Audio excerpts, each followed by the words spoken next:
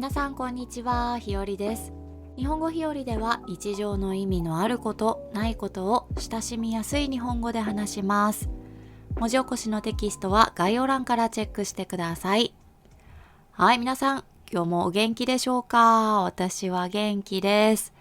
今日は月曜日なんですが、朝英語のレッスンをしてきました。今日がですね、今年度最後の英語のレッスンでした。日本は4月から1年っていうね、1年のサイクルがあって、3月が最後、1年の最後なんですね。なので、4月から始まって、最後に一番最後のは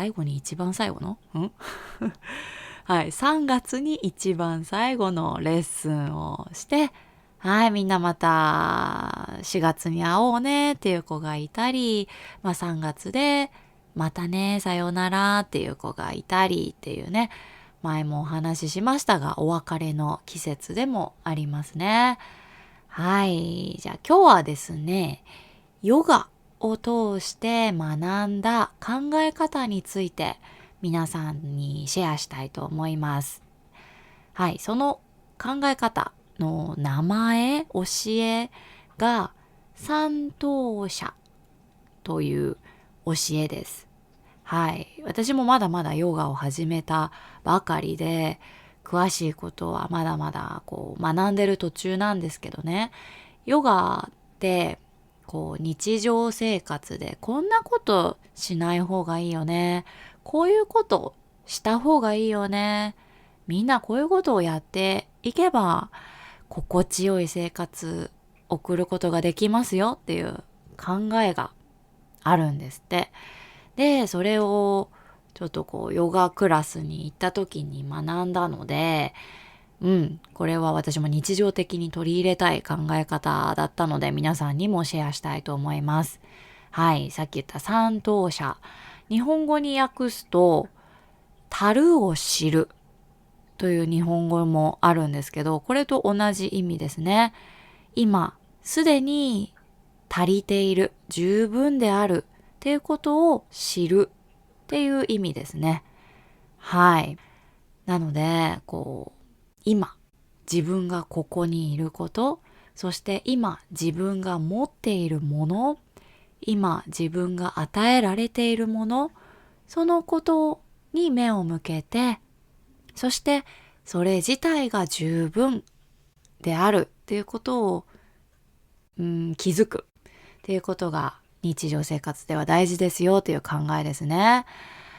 例えばヨガのクラス、グループレッスンなんですけど、いろんなポーズをするんですよ。難しいバランスポーズなんかがあって、で、隣でヨガを受けている人はすっごくかっこよく綺麗にポーズができてる。なのに、自分はできてない。自分ってダメだなって思うことがあるんですよ。これって自分ではなく他人に目を向けている、自分以外のものに目を向けて、そこと自分を比較してしまっている。比較するっていうのは比べるですね。比べてしまっているから起こる感情ですよね。目を向けなきゃいけないのは自分が持っているもの。なので、例えば前のレッスンでは、前のヨガのクラスでは、このポーズできなかったのに、あれ今日はちょっとできるようになったじゃん。とか、もっとそもそもの部分で言うと、こんな元気な体で、健康的な体で、ヨガを受けられる今の自分があること、そのことにも目を向けなきゃいけないですよね。もっともっと言うと、今こうやって日本で暮らしてて、日本は今平和なね、社会で暮らすことができて、家族がいて、私は旦那さんがいて、ね、快適に過ごせる居場所、家があって、で、十分にご飯も食べられてっていう、今自分が持っている生活、そのことにも目を向けなきゃいけないよねっていう考えです。皆さんはどうですか？結構こう生活してると他の人と比べちゃったり、他の人が持ってるのに自分持ってないみたいなことに目を向けがちだと思うんですけど、一旦そこでその考えを一回止めて、そう、今の自分がいるこの環境、今自分が持っているものって本当にこう恵まれていることなんだな、幸せなんだなって感じること。はい。そうすることで自分を認めてあげるステップにもなりますし、もっと深く、はい、自分にしかない幸せを感じられるんじゃないかなって思います。はい。これはこうヨガのインストラクターの方がお話しされてたことで、はい、いつもヨガのクラスが終わって、あーってすごく疲れてるんですけど、最後にね、ご挨拶をするときに、今、健康な体でヨガのレッスンが受けられたことに感謝をしましょうっていう言葉をインストラクターさんが言ってくれるんですけど、今一度、今自分が持ってること、持ってるもの、感謝しなきゃいけないなと、こう、マイレッスン受けるたびに感じています。まあね、よくよく考えてみれば、自分自身がね、こう、唯一無二の存在というか、オンリーワンの存在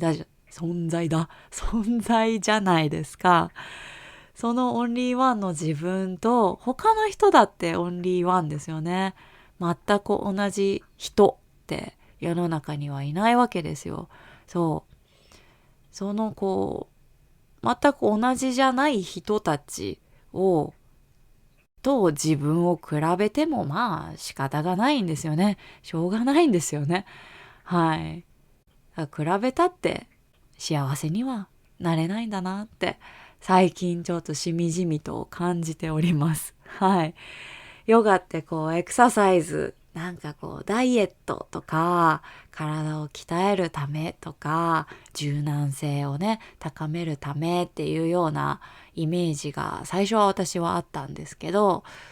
こうポーズを取りながら自分自身となんかね、私はちょっと戦いだと思ってるんですけどね、前の自分より今の自分の方がポーズがうまくできるようにとか、もっともっと自分の体の内面を深く見つめる時間と思ってヨガのクラスを受けています。ヨガすごくおすすめですよ。うん。ぜひ気になる方がいればやってみてください。そして今回の教え、三等者、日本語では足るを知る、今十分であることを知るっていうこともね、そうだな、なるほどなと思ったらぜひぜひ心に留めて日常生活送ってみてください。はい。ちょっとね、偉そうな感じに聞こえるかもしれないけど、私も日々学びながら、はい、生活をしています。はい。では今日も聞いてくれてありがとうございました。皆さんにとって日本語日和になりますように。またねー。